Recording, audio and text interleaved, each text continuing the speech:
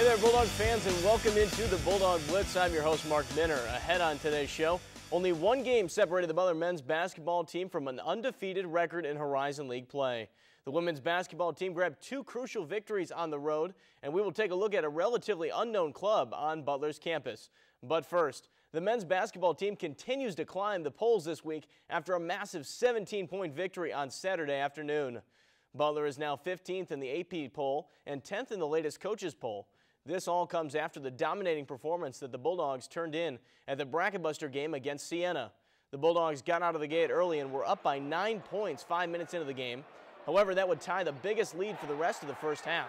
Siena pulled back the lead and took control of the game at halftime with a score of 31-28 on top of the Bulldogs. In the second, the Bulldogs stepped up and took control of the game. Butler outscored Siena by 20 points, and the Saints were unable to generate any offense. Siena shot just 33% from the field during the game, and their leading seniors were a combined 4 of 27 from the floor. Gordon Hayward was a force to be reckoned with on the court. He totaled a double-double with 15 points and 12 boards. Shelvin Mack scored 16 of his team-high 23 points in the second half and was knocking down jump shots from all over, made it look effortless. Butler will take on Valparaiso on Friday to wrap up the regular season before hosting the Horizon League tournament on March 6th. After the game against Siena, Coach Stevens spoke about the team's big win. Obviously, the middle of the first half till the start of the second half, we went a little dry offensively. We didn't do a great job against the 1-2-2. That was my fault.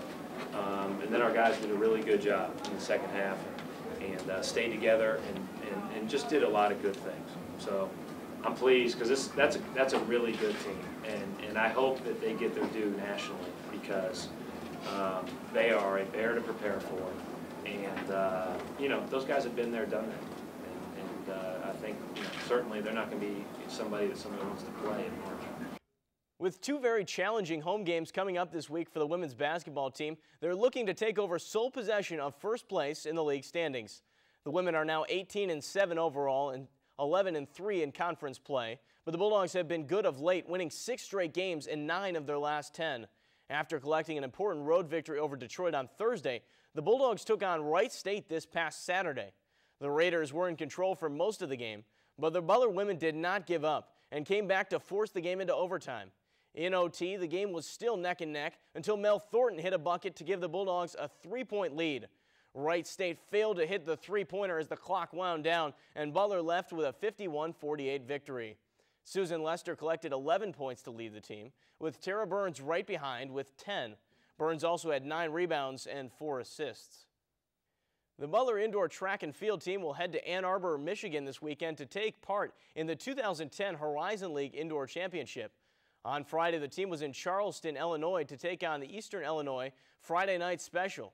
Seniors Marbeth Scheel and Stephen Lisko led the Bulldogs. Marbeth finished in second place in the 800-meter run, missing the top time by 0.5 of a second.